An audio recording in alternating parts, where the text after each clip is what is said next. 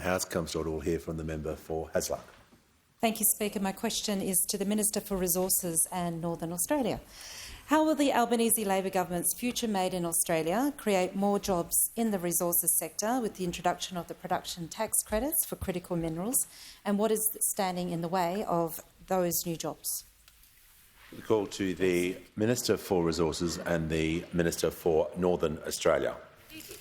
Thank you very much, Mr Speaker. I want to thank the hard-working member for Hasluck for her question, because she knows Australia's critical minerals and rare earths are in demand right around the world, and that demand will only grow as we create more green technology, and of course they are integral for defence technologies that need our rare earths.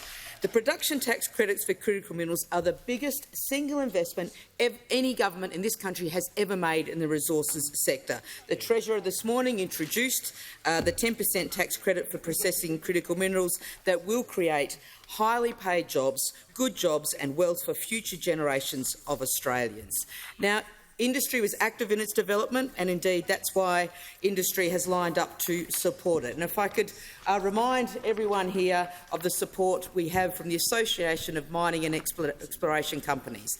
The CEO, Warren Pearce, has said, after months of detailed consultation with industry, companies and key stakeholders, it is clear this vital assistance has been well designed and will be effective. It provides confidence to the growing critical minerals sector and demonstrates to the market and investors that Australia is open for business and serious about developing a value-added industry right here in Australia. The CEO, Warren Pearce, goes on to say, talking a good game isn't good enough. We need real action, and the production tax incentive is exactly what industry is seeking. And then the CEO of the CME, the Chamber of Minerals and Energy in WA, has said, this measure recognises the federal government's commitment to supporting industry to level the playing field in what is an intensely competitive global market.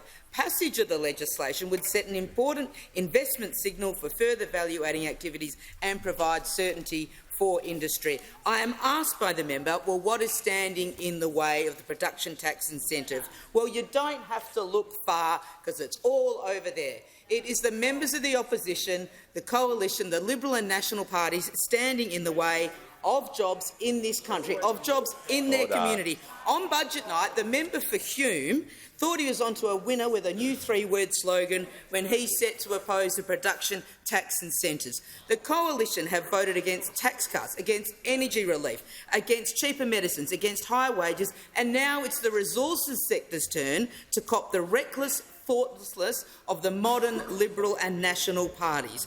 By their words and deeds, Mr Speaker, in opposing this support for the critical minerals industry, the coalition are showing themselves for exactly what they are: anti-Western Australian, anti-Queensland, anti-jobs in communities right through your electors. They are anti-resources and they will pay a price. Well, I say to the opposition, why don't you support production tax credits for critical minerals? Well, it's because you are anti-resources.